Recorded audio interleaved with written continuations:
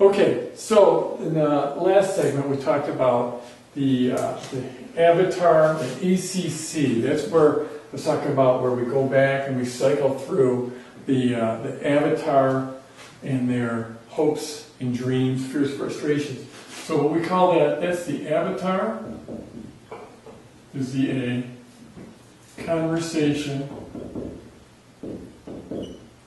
session, cycle. Okay, hopefully I can go out of the picture for you there. So that's the avatar conversation cycle. And that's where, after these first few messages, we start to, hit objection number 1 and number 2, and we just cycle through them forever. For could be 10 years for all I know, okay?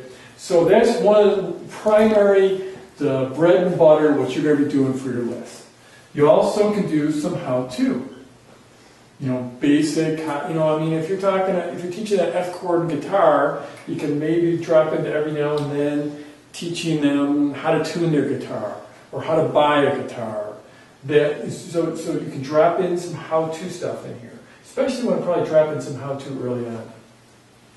Then you can also drop in some news. And generally the thing is with news is you're going to have to do is a broadcast. So again, with that blended sequence, you're not going to want to hit them with that stuff early on. But as you get further in, you can drop in news. Something, a new guitar design came out, or a new recording came out, or some guitar virtuoso just died, or something like that. You can drop in news wherever you want.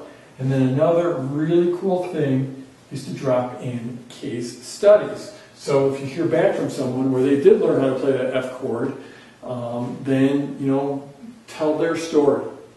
So and that can be dropped into your autoresponder sequence. And an important thing about case studies is they work best. They work best if they actually answer objections and they have those hopes, dreams, and aspirations in there. So if someone thought they couldn't play guitar because they didn't have enough time, but then they used your system and they figured out this magic way to play the F chord, then tell that story.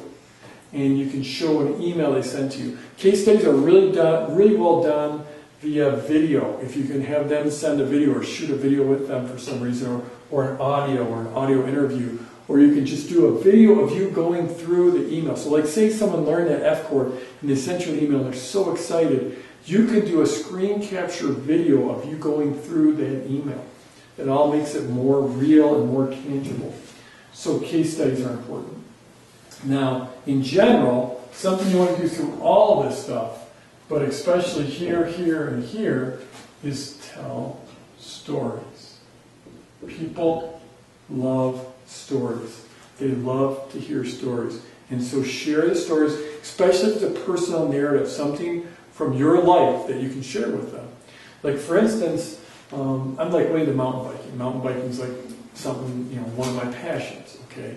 And so last year I rode in this single speed world championships. And I did it because the single speed world championships came to Durango, and where I live. And it's a big deal for a world championship. It doesn't come to my town all the time, and Durango is this little tiny town in Colorado. So I actually raced in this, even though I'm not much of a racer.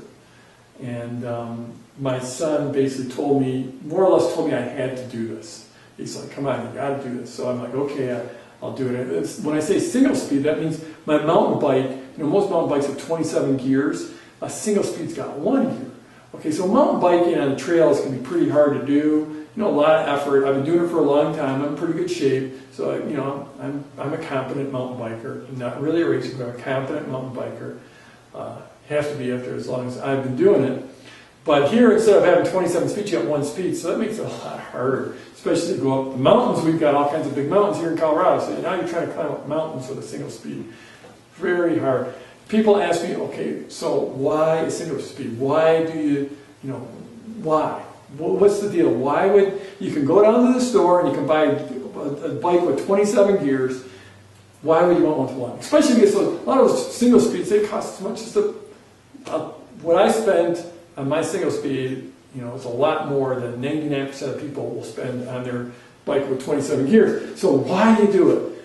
And, you know, I think after being in that, having this single speed and riding it and being in that race, I think the answer is because it's really, really hard. I can't figure out any other reason. I think people just like it because it's so darn hard to do. It's like really, it's like mountain biking's hard. Mountain biking up these big climbs in Colorado is really hard. So like, how can we make this even harder than that? Well, let's take away the gears. Let's do it with one speed, right? So, okay, so that's a single speed. So my son talks me into doing a single speed. So he's going to race, I'm going to race. Now my son happens to be quite a bit stronger rider than me and faster than me. My whole thing with this race was I just wanted to make it through and survive. You know, I wasn't racing anyone, I was just trying to survive. If I finished, I'd be happy, okay? So the deal is they have like this cutoff at the halfway point. You have to reach the halfway point in 2.5 hours. And one thing I forgot to tell you, this course was insanely hard. I mean, it's like way harder than any normal sane person would not do this ride. There's just no way. I mean, I do some crazy rides. I've done all kinds of stuff. People don't do this ride. All kinds of mountain bikers in Durango. This is a mountain bike in town. People, this trail, they don't ride it. It's just stupid. It's like this steep. It's like, you know, I mean, normal trails that steep. This thing's like that steep, like with jagged stuff in it. I mean, it's stupid. It's like you have to walk up big chunks of it. Just, I don't know why they made it so hard. But so anyways, this is like, would be ridiculously hard on a 27 speed bike. On a single speed, it's beyond impossible. So I'm just trying to make it through this thing and get through the cutoff point in 2.5 hours. And that's like what I'm racing. And I go off, and I got off to a pretty good start, and I knew the course. I knew where I had to go fast. And so I got in front of a bunch of people, and I made it through the cutoff in about 15 minutes to spare. And like once I'm through there, I'm like, okay, it's gold. You know, I'm gonna survive. And so I grind it out, and I finish in, I don't know, about, I think it's like 3.5 hours, which is like probably about 15 minutes better than I thought. It might have been like 3:45 or something. And, you know, I was not, you know, there's a lot of people finishing. I mean, the world champion finished in like 2 hours or something crazy like that. But a lot of people finished behind me, so I was just fine. I had a great time, glad I did it. But I get to the finish line, and my son's not there. I'm like, okay, that's sort of weird, because he's faster than me. So then, you know, there's literally, I don't know, 1,000 people did this race. So, you know, in all the confusion, I had no idea where he was. I assumed he was ahead of me. Well, I get to the finish, he's not there. So I don't know what's going on until like, you know, 10 minutes go by, which is a long time on a bike. You know, my son's not there. 15 minutes go by, he's not there. 20 minutes, I'm starting to get a little worried. Finally, I see him coming in. It's like 4.5 hours he's been out on the trail. So I've been in for a long time. I finally see him coming in. He comes pedaling in, and I can see what the problem is. He doesn't have a seat. There's no bicycle seat. There's just like this big nasty pole sticking up, the seat post. No seat whatsoever. So it turns out his seat broke off in the very first mile of the race. And he had to do the entire race without a seat, standing up. I mean, think about standing. And think about standing while you're pedaling. You probably did that when you were a kid. Think about doing it for 4.5 hours on a single speed bike on a really steep trail.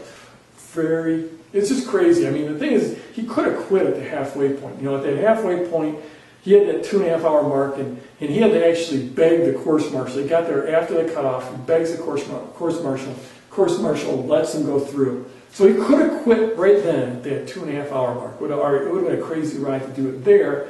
But he keeps on going, goes 4.5 hours, gets to the finish line, falls off his bike, and just like doesn't move for like 30 minutes. He's just completely shot and depleted. So I used that story. That's a personal narrative. I used that in an email going forward. So I'm like, this is too good a story. So I basically told that story in the email. And then since I was teaching about business, that's what I do. I teach people how to grow their businesses. I tied it back to business. I created some business lessons out of it. Like that, you know, perseverance is the number one thing you need. If you've got perseverance and dedication and you're willing to suck it up and get it done no matter what, whatever the task is, you're going to win. You are going to win in your life. You're going to win in your business. And you know, so this is obviously a story about perseverance. You know, going just in the face of great distress and great adversity, being able to persevere. And I think it's a very, very poignant story. So I told that story and then I tied it back to business. That was one of the most impactful emails I got. I heard back from so many people that read that story. And I actually had a little video of my son coming across the finish line and showed him that video. And people took a lot of inspiration from that. So that's an example of a personal narrative. It's a personal narrative that's also aspirational because people, when you're aspirational, people love it. And aspirational means that you're showing something that people can aspire to, that they can feel inspired by. So I gave them this personal narrative that was very aspirational, that tied it into a business lesson, that you need perseverance, and you also need a proven system. That was the other sort of truth that I had in there, because my son, he wasn't just going out there willy-nilly going for 4.5 hours. He was a strong rider. He knew that he could do it. So that's an important thing. Again, in business, you don't want to have massive perseverance in the wrong direction, right? If you've got a really lousy system, lousy system and lots of perseverance, bad combination, because that means you're going to be really good at getting somewhere you don't want to be. So you want a good system and you want perseverance, and then if you have those two things, there's just no way you can fail. And that was my message in an email. But what I'm talking about is how I took that narrative and turned it into those two messages. And it creates when you write stuff from your personal life and you tell stories like that, people will really bond with you. And when they bond with you, then they're going to open your emails and read your emails, and you'll have huge influence over them. And one other thing I wanted to tie into there is, a lot of people think that if you just give a lot of how-to, like nitty-gritty, give me the meat. I just forget the fluff. I don't want any fluff. I just want the meat. Give me the nitty-gritty, how to do something, how to play an F chord. People, they don't read your emails for how-to. They read your emails for that aspirational connection with you. That's the reality. I know a lot of you are having a hard time believing that right now as you hear me say that. But they might read a how-to, one or two how-to messages. But I've got there's marketers where I subscribe to their email list and they send a how-to message every day. And I've been getting it for 3 years. And there's every day it gets filed automatically in my email program. I've got 1,000 emails from them, all kinds of great how-to information. I've never read a single one of them. Because people, they get bored with how-to. They'll stick with you for your personality and for that personal connection with you. It's that personal connection that over time will maintain that bond and will get people to keep on reading over time. You can hook people with how-to stuff for a while. And you want to throw in how-to stuff every now and then.